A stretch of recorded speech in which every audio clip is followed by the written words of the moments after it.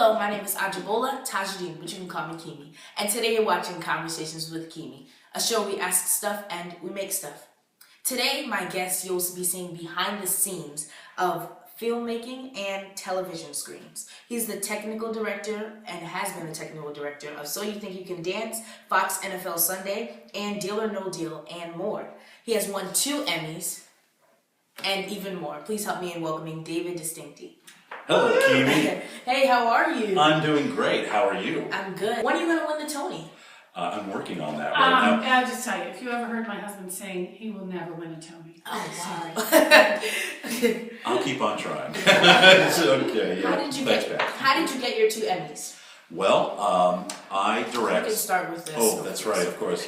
I've been told I have to cut these things, and I hope I don't cut my finger off. But at any rate, so I'm cutting and talking, is that right? So I direct for ABC News. One of the shows I direct is World News Tonight with David Muir. It's this little show that like 8 million people watch a night. But when I'm not directing that, I am directing special events for ABC. So when there's breaking news, I'm the guy who's working from 11 a.m. to 8 o'clock p.m. So when you see breaking news on ABC, I'm the guy who's directing the coverage. And that's how I got my 2 Emmys for breaking news coverage. How did you get started in your career?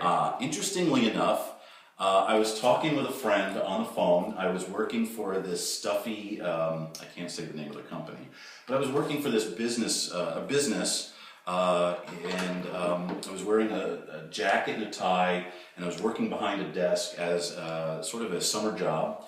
And a friend of mine, I was speaking with her on the phone, and she said, I didn't know what I wanted to do.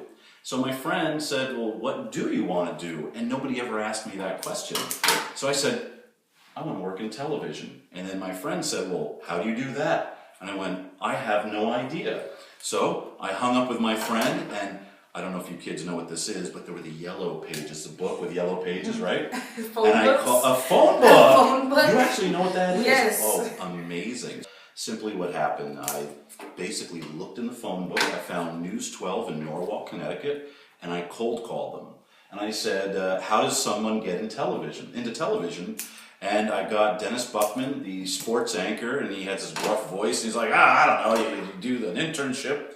So he transferred the phone to this Shelley, my old boss, production manager. She called me down she said, hey, you want to come on down to the station? So I said, okay. Next thing you know, I got signed up for an internship, and that was 30 years ago, September. What did your parents think about you joining behind the scenes of the arts? Oh, you know what? Actually, my mom was really mad. Wow. Okay, it's an interesting story. Well, I was going to college, and I said, you know what, Mom? I think I'm going to take a semester off and try this TV internship thing. Mm-hmm. And she turned and looked at me and started yelling at me, saying, you're crazy. Why would you do that? You're going to mess things up. And she got really mad at me. And honestly, it was the first time I made like an adult decision that I didn't ask for her permission. I just did it, and I took a chance. What was the most stressfulest day that you've had at work so far? I would probably have to say when the shootings in Sandy Hook took place. I know a lot of friends who live in Newtown, and their children went to that school, to the elementary school, and I really wanted to go home and support my friends, but I couldn't. And I remember my boss came to me and he says, I know how much you want to go home and be with your friends, but we really need you to help direct our special event coverage. And he says, it's really important for the people out there to know what's going on, and you can help with that. And so I stayed and I directed that. And I have to tell you, we were on the air for probably 6 hours. What's the worst scene that you've ever shot? Ooh. So, I also oversee a filmmakers group called Connecticut Filmworks, and one of our first shorts was called A Jaguar for Sale, and every aspect of that short was horrifying. One thing is don't hire an actor or an actress unless you've had them audition before. What is your favorite holiday tradition with your family? Ooh, gosh,